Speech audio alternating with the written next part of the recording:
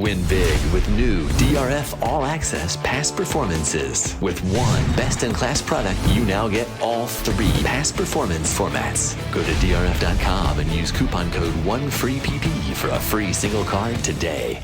Dan Illman, Mike Beer for Breeders' Cup Prep Recap, taking a look back at the Gallant Bob Stakes for 3-year-olds going 3/4 of a mile at Parx, a race won by rail-drawn Ben Tornado. Let's watch the replay. Ben Tornado took an interesting path to this year's Gallant Bob. He was last year's 2-year-old Florida bred champion. He started his season at Saudi Arabia. Then they went to Charlestown. Here he is at Parx. And listen, he took advantage a little bit when Bucarino, one of the expected speeds, broke poorly, but he had to deal with Sunny Breeze early in a race where the pace did hold up. He had to deal with Sunny Breeze from the start of this race right down to the wire of this race, Dan. They're just sort of hooked up here.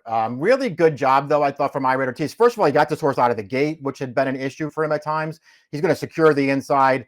He knows he's going to have to race for it now all the way down to the finish. He's got 2 horses to his outside, but to Ben Tornado's credit, he's up for it. He takes another step forward here. No backward moves from this horse on the Beyer speed figure scale sprinting. Very, very game. D'Angelo told me in the winner's circle afterwards he felt that 23-second second quarter helped Ben Tornado a little bit, who looked like he was in hot water on the turn, but once he straightens out, he looks Sunny Breeze in the eye, and these two put on a really nice show down to the wire. A game effort for Ben Tornado. We see Bucarino, who is a speed horse and didn't break well. He ran very well to be 3rd, and Maximus Meridius, go back and watch his trip. It wasn't good. He finished 4th. The third, not to take anything away from the winner here, Dan, who did what he was supposed to do in this race and ran another really good and fast race, but the 3rd and 4th finishers ran really well in this race and just weren't as lucky as the 1-2 finishers. Bucarino just sort of hit the gate at the start, came away last.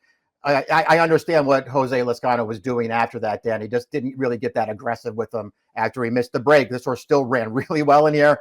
I don't know what was going on with Maximus Meridius and Rosario, but he had a nightmare trip in here. Just in behind horses all the way around, in tight, nowhere to go. Looked like he was going to run a little bit turning into the stretch and then finished an even 4th. He's a horse you could probably look out for down the road for Butch Reed and lesser races, as well as Bucarino, who took money in here. As for Sunny Breeze, his first couple of starts at Delaware for Ned Allard were very, very good. His recent start wasn't as good, but he really turned it around in this race. I guess the slower pace helped out. He was up close to the pace, just was outclassed a bit in the final 16th. Yeah, he ran really well in here. He's a horse who was forced to, hook up with the winner of this race and the favorite in this race right from the start. And he really never gave any ground through the stretch of this race. He was dead game down to the wire. Really good performance. And you're right, too, because this horse did his first 2 starts were really impressive. In fact, you could say his first 3 starts were really impressive, and he sort of stubbed his toe a little bit in his prep for this. Nice bounce back effort here.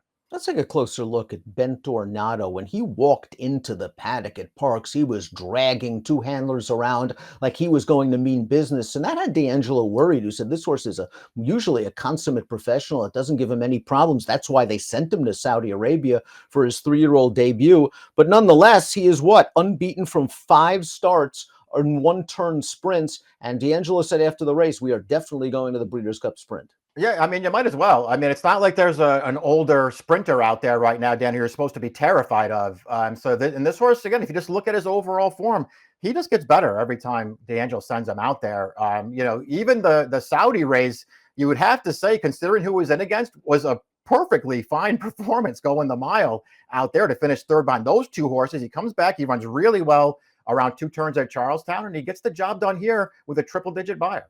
Yeah, 90 Beyer speed figure as a 2-year-old. You mentioned the Saudi Derby. Forever Young won that race. He then won the UAE Derby and got beat 2 noses in the Kentucky Derby. Bookham Dano is one of the better 3-year-old dirt sprinters in the country. He, of course, came out of that race to win the Woody Stevens, a grade 1 at Saratoga. Ben Tornado earned a 101 Beyer speed figure on the heels of his 99 going 2 turns at Charlestown. We'll see if he's fast enough and good enough against some older horses. But as Mike mentioned, this sprint division is crying out right now for a horse to take the bull by the horns and move to the head of the class. Let's look at the prices. Ben Tornado was favored, and he paid $4 to win. Sunny Breeze was second. A good game performance for him. Bucarino just had a lot of trouble out of the gate, and he's tried very hard for 3rd. Ben Tornado heading to the Sprint.